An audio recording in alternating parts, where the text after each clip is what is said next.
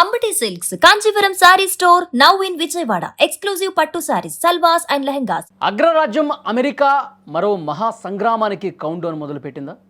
Iran గడ్డపై దాడులు చేసేందుకు వైట్ హౌస్ సర్వం సిద్ధం చేసినట్టే కనిపిస్తోంది ప్రస్తుతం. అధ్యక్షుడు డొనాల్డ్ ట్రంప్ తనదైన దూకుడు ప్రదర్శిస్తుంటే ఇరాన్ కూడా తగ్గేదే లేదంటూ సవాల్ విసురుతున్నారు. సరిహద్దుల్లో యుద్ధ నౌకల మోత, గాల్లో బాంబర్ల గర్జన, ఏ క్షణంలోనైనా క్షిపణులు నిప్పులు కురిపించవచ్చు.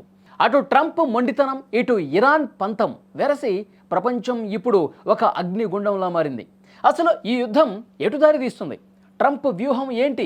వాషింగ్టన్ పోస్ట్ కథనం ప్రకారం అమెరికా అగ్ర సైన్యాధికారి జనరల్ డాన్ కెయిన్ స్వయంగా ట్రంప్కు ఒక సీక్రెట్ రిపోర్ట్ ఇచ్చారు. సార్, మన దగ్గర మందుగుండు కొరత ఉంది, ఇరాన్ తిప్పి కొడితే మనం తట్టుకోలేం అని ఆయన మొత్తుకున్నారు. కానీ ట్రంప్ తన పంతం వీడటం లేదు. జనరల్స్ మాట వినకుండానే యుద్ధ నౌకలను శత్రువు గుమ్మం ముందుకు పంపారు.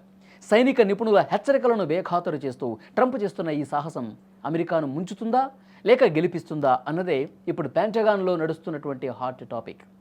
ఈ యుద్ధం కేవలం అమెరికా ఇరాన్ మధ్య ఉండదు. ఇరాన్ వెనుక రష్యా, చైనాలు ఉన్నాయనేది బహిరంగ రహస్యం. ఒకవేళ ట్రంప్ గనక బాంబుల వర్షం కురిపిస్తే రష్యా ఊరుకుంటుందా? చైనా తన ఆర్థిక ప్రయోజనాల కోసం రంగంలోకి దిగుతుందా? ఇదే ఉత్కంఠ. ఇదే జరిగితే మూడో ప్రపంచ యుద్ధానికి దారితీసే ప్రమాదం ఉంది. ట్రంప్ తన దూకుడుతో ప్రపంచ శాంతిని పణంగా పెడుతున్నారా అనే ప్రశ్నలు ఇప్పుడు దౌత్యవేత్తలను కలవరపెడుతున్నాయి. యుద్ధం అక్కడ జరిగితే మంటలు మన ఇంట్లో కూడా రేగుతాయి. ప్రపంచానికి చమురు సరఫరా చేసే కీలక మార్గం హార్ముజ్ జలసంధిపై ఇరాన్ పట్టుంది. యుద్ధం మొదలవగానే ఇరాన్ ఆ మార్గాన్ని మూసేస్తే పెట్రోల్ ధరలు ఊహకందని స్థాయికి చేరుతాయి. భారత్ వంటి దేశాలకు ఇది కోలుకోలేని దెబ్బే.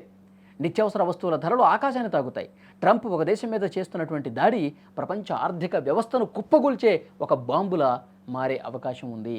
ట్రంప్ బెదిరింపులకు ఇరాన్ మాత్రం ఎక్కడా భయపడటంలా తమ దగ్గర ఉన్న వేల సంఖ్యలోని క్షిపణులను అమెరికా సైనిక స్థావరాల వైపు గురిపెట్టి ఉంచింది. మాపై దాడి జరిగితే అమెరికా చరిత్రలో ఎప్పుడూ చూడని నష్టాన్ని చూస్తుందని ఇరాన్ కమాండర్స్ కూడా హెచ్చరిస్తున్నారు.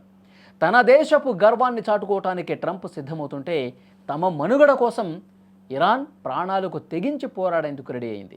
ఇప్పుడు అందరి కళ్ళు జెనీవాలో జరగబోయే చర్చల మీదే ఉన్నాయి. అది విఫలమైతే మరుసటి నిమిషమే బాంబుల మోత మొదలవచ్చు. ట్రంప్ తన మొండితనంతో గెలుస్తారా లేక ఊబిలో చిక్కుకుంటారా? ప్రపంచం ఊపిరి బిగబట్టి చూస్తోంది. యుద్ధం అంటే గెలుపోటములు ఉండవు, కేవలం వినాశనమే మిగులుతుంది. మరి ఈ వినాశనాన్ని ఆపేవారు ఎవరు?